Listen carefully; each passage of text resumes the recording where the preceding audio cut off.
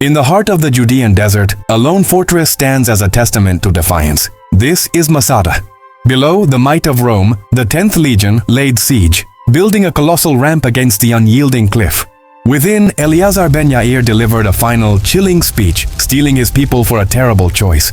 They chose death over slavery, leaving behind a silent monument to freedom's ultimate cost. In the desolate heart of the Judean desert, where the sun scorches the earth and hope withers, a lone mountain stands as a monument to defiance. This is Masada. For years, it has been the final sanctuary for the Sicarii, the last of the Jewish rebels who refused to kneel before the crushing might of the Roman Empire. Led by the fiercely charismatic Eleazar ben Yair, nearly 1,000 men, women, and children have carved out a life on this isolated plateau. They are more than rebels. They are a community, a flicker of independence in a world consumed by Rome. But the storm has a name: Lucius Flavius Silva, commander of the 10th Legion. He arrives not with a token force, but with an army. 15,000 men, legionaries, auxiliaries, and prisoners of war forced into labor. The ground trembles as the valley below transforms into a city of tents. Silva, a man forged in conquest, gazes up at Masada as an insult to Roman authority that must be erased. His strategy is one of slow, suffocating certainty. He orders the construction of a wall, a circumvallation encircling them completely. Every escape route is severed. The fortress, once a sanctuary, is now a prison. With the encirclement complete, the true horror of Roman engineering begins: a massive assault ramp.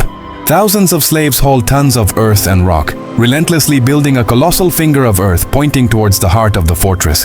From the highest point of his palace, Eleazar watches the relentless progress. He sees the trust in the eyes of his people and knows the choice is no longer between freedom and submission. The siege has begun, and the mountain has become the final stage for a tragedy that will echo through history. Day by day, the ramp grows. What began as a distant project becomes a monstrous reality, an earthen dagger aimed at the heart of Masada. For the rebels watching from above, it is a relentless clock, ticking down the final moments of their freedom. But the Sicarii are not lambs for the slaughter. Under Eleazar's command, they prepare for the inevitable storm. Every man, every woman fortifies the walls, hauls stones to the ramparts, and sharpens blades. There is no surrender in their eyes, only the cold fire of defiance. Below, General Silva unleashes the next phase of his plan. Roman engineering, the tool that conquered a continent, is brought to bear. A colossal siege tower, plated in iron to resist fire and armed with a battering ram, begins to rise. It is a monster of wood and steel, a testament to Rome's implacable will.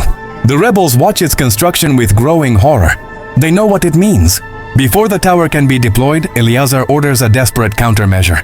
With a great roar, they unleash an avalanche of giant stones down the ramp, a futile but furious act of resistance.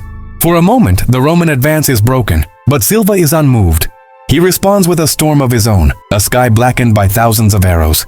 As the last light fades, the true assault begins. Under a hail of covering fire, the great tower, pushed by hundreds of men, begins its slow, grinding journey up the ramp. It is an engine of destruction, crawling inexorably towards the last bastion of Jewish freedom. The battle for Masada is about to begin. The moment of truth arrives. The great tower, a beast of iron and wood, docks against the ancient stone of Masada. A dreadful silence falls, broken only by the creak of the mighty battering ram swinging into position. Then a sound like thunder echoes across the desert as the ram strikes. Again and again, the fortress shudders with each blow. From the ramparts, the Sicarii fight back with everything they have, but it's like throwing pebbles at a mountain. With a final deafening crash, the stone wall gives way. A cloud of dust erupts, and the wide breach is torn open. A triumphant roar rises from the legions below. Victory seems within their grasp. But as the dust clears, their cheers die in their throats. Behind the ruined stone stands a second wall, one the Romans had not anticipated. It is a wall of wood and earth, a desperate, ingenious defense. The rebels, under Eleazar's direction, had worked tirelessly to construct an inner barrier designed not to resist force, but to absorb it.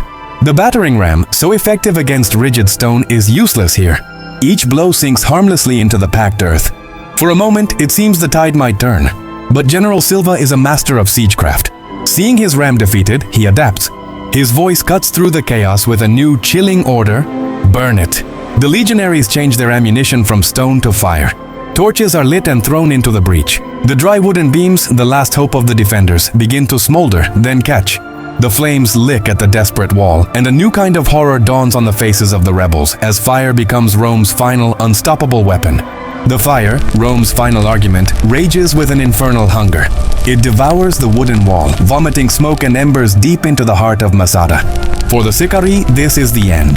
Their last defense has turned against them, and the triumphant shouts of the legionaries rise from below. But then, something impossible happens. The wind, which had been the agent of their destruction, suddenly turns. As if commanded by an unseen power, it shifts direction, gathering its strength and blowing back out through the breach with furious force. The wall of fire reverses its course, transforming from a weapon against the rebels into a fiery tempest against the Romans. It engulfs the siege tower, climbing its iron-plated sides and consuming the wood within. The great battering ram is swallowed by the inferno. The soldiers who stood ready to pour through the breach are thrown into chaos, their cheers turning to screams as they are scorched by the very fire they created. On the ramparts, the defenders can only stare, speechless. Is it a sign, a miracle from God? The fire rages, but now it is Rome's pyre, not theirs. As the sun bleeds across the horizon, the flames subside, leaving behind the blackened husk of the Roman war machine. The breach is open, a gaping wound in the fortress. But the path is clear. Eleazar looks upon the scene, not with triumph, but with a chilling clarity. This reprieve was not a gift of victory, but a message. The Romans would return at dawn, and there would be no second miracle. He knew then that the choice left to them was not one of fight or flight, but how they would face their final dawn.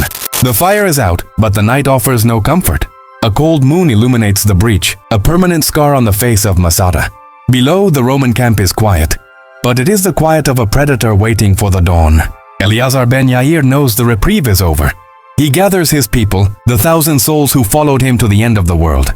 He looks at their faces, weary from battle, thin from the siege, and his heart breaks.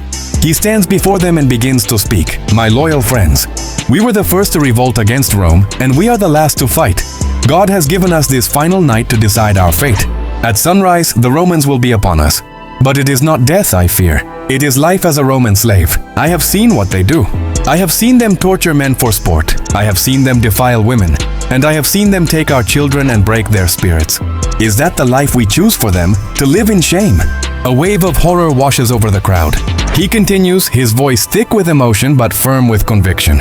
I say we deny them their victory. Let us choose a noble death, with our wives and children beside us, untouched by our enemies. Let us die as free men, not live as slaves. Let our own hands perform this last act of love. Let us spare our families the horrors that await them. The speech hangs in the air, a monstrous, unthinkable proposal. Yet, as the people look at their children, at their spouses, they understand the truth in his words. The final terrible choice has been made. They would leave this world together, unbroken. The final night on Masada was not filled with the chaos of defeat, but with the heartbreaking order of an unbreakable pact. In the flickering torchlight, husbands embraced their wives and children, offering a final kiss, a final whispered word of love that had to last an eternity. There were no screams of terror, only the soft, muffled sound of a community weeping as they accepted their fate together. Lots were drawn, and 10 men were chosen to perform the last agonizing duty. When the stillness was absolute, one of these 10 was chosen to kill the other 9. Finally, standing alone amidst the silence of nearly 1,000 souls, he set fire to the palace, a final beacon against the night, and then drove his own sword into his heart. At dawn, the 10th Legion charged. They poured through the breach, braced for the bloody, desperate last stand they had earned. They found only an unnerving, profound silence.